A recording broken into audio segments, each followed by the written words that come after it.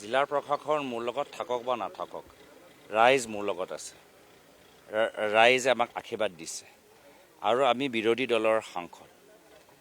দলৰ সাংসদ হিচাপে আমি ৰাইজৰ কণ্ঠ আৰু সবল কৰিবলৈ আহিছোঁ।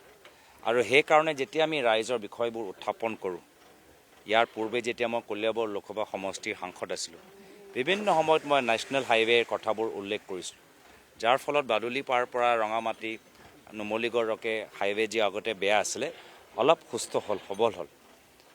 ইয়াত যোৱা 10 বছৰলৈকে এজন শাসক আমাৰ ৰুলিং পাৰ্টীৰ এজন সাংসদ আছিলে, কিন্তু তেওঁলোকৰ ইমান চৰকাৰ প্ৰশাসন তেওঁলোকৰ থকা স্বত্তেও, কেন্দ্ৰৰ আমাৰ নীতিন গাডকাৰী ডাঙৰীয়া মন্ত্ৰী অহা স্বত্তেও তেওঁক শিৱসাগৰ হাইৱে নহ'লেও মনৰ সৎ ইচ্ছা হ'ব লাগে, কাম কৰা স্পৃহা হ'ব লাগে, কাম কৰা সাহস হ'ব লাগে। আৰু আমি জানো যে বিৰোধী দল হিচাপে কেনেদৰে প্ৰশাসনৰ ফালৰ পৰা কামটো ওলাব লাগে। যোৱা 2 দিন আমি চৰাইদেউ জিলা, শিৱসাগৰ জিলাত ভ্ৰমণ কৰিলোঁ। বিভিন্ন ঠাইত আমি দেখিলোঁ শিবিৰৰ ভিতৰত মানুহবোৰ যিদৰে মিঠাতেল বিভিন্ন সামগ্ৰী পাব লাগে তেওঁলোকে পোৱা নাই। আজি তাৰিখত মই খবৰ ল'লোঁ, য'ত আমি গৈছোঁ এতিয়া তেওঁলোকে পাবলৈ আৰম্ভ কৰিছে। হ'ব পাৰে মোৰ ইয়াত অহাৰ পিছত আকৌ ইয়াত কিবা কাম হওক।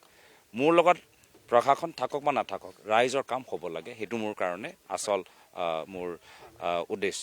নাভাবোঁ মই 2014 চনত যেতিয়া মই প্ৰথমবাৰ বাবে সাংসদ হ'লোঁ, তেতিয়া কেন্দ্ৰত আমাৰ বিজেপি চৰকাৰ আহিলে।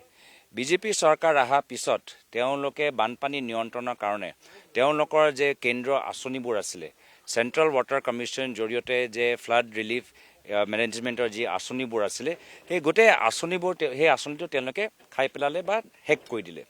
যাৰ ফলত কি হ'ল যে ইয়াৰ পূৰ্বে আমি নতুন মাথাউৰি নিৰ্মাণৰ ক্ষেত্ৰত যিমানবোৰ আমি টকা পইচা কেন্দ্ৰৰ চৰকাৰৰ পৰা পাইছিলোঁ, আমি পাবলৈ আমাৰ বন্ধ হ'ল। যাৰ ফলত যিখিনি কাম হয়, এতিয়া ইয়াত আমি আহিছোঁ এইটো 8 নম্বৰ স্পাৰ 39 GP। ইয়াত আপোনাক সোধক, ইয়াত কাম কি হৈছে? SDRFৰ কাম হৈ আছে। SDRF কোন বিভাগৰ? গৃহ বিভাগৰ। মানে কি গৃহ বিভাগৰ কাম ইয়াত হৈ আছে।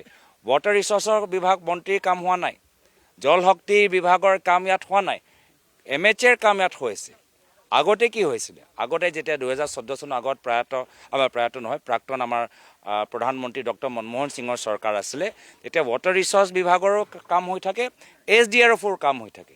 এতিয়া সেইকাৰণে আমি হিচাপ বিচাৰিছোঁ যে বৰ্তমান চৰকাৰে কেন্দ্ৰৰ চৰকাৰৰ ওপৰত কিমান হেঁচা দিলে, কেন্দ্ৰৰ চৰকাৰৰ জল শক্তি বিভাগৰ পৰা, জল সম্পদ বিভাগৰ পৰা কিমান টকা পইচা তেওঁলোকে আনিব পাৰিলে, যাৰ ফলত নতুন মথাউৰি হওক। ৰাজ্য চৰকাৰ হেমাহিৰ কাৰণে, কেন্দ্ৰ চৰকাৰ হেমাহিৰ কাৰণে বিৰোধী শাসক পক্ষ ইয়াত কথা নাই। ৰাজ্য চৰকাৰ বিফল হৈছে, কেন্দ্ৰীয় চৰকাৰ যিমান গুৰুত্ব দিব লাগে গুৰুত্ব দিয়া নাই। ইয়াৰ পূৰ্বে যি আমাৰ বিশেষ আমাৰ পেকেজবোৰ আছিলে ৱাটাৰ ৰিচৰ্চ বিভাগৰ জৰিয়তে, SDRF জৰিয়তে নহয়, ৱাটাৰ ৰিচৰ্চ জৰিয়তে আমি যিমানবোৰ আমি বাজেটবোৰ পাইছিলোঁ, ফাণ্ডবোৰ পাইছিলোঁ, নাই পোৱা। যাৰ ফলত এতিয়া সৰু সুৰা কাম হৈছে, ক'ৰবাত 30 লাখ কাম হৈছে, ক'ৰবাত আমাৰ 1 কোটি কাম হৈছে। কিন্তু য'ত আমাক 4 কোটি লাগে, য'ত 5 কোটি লাগে, য'ত 10 কোটি এটা বৃহত্তৰ এটা সংকল্প আমাক লাগে, তেনেধৰণৰ প্ৰজেক্ট আমি বৰ্তমানৰ ৰাজ্য চৰকাৰ, কেন্দ্ৰীয় চৰকাৰৰ কোঅৰ্ডিনেশ্যন নথকাৰ কাৰণে বা গুৰুত্ব নিদিয়াৰ কাৰণে আমি তেনেধৰণৰ প্ৰজেক্ট আমি দেখা পোৱা নাই।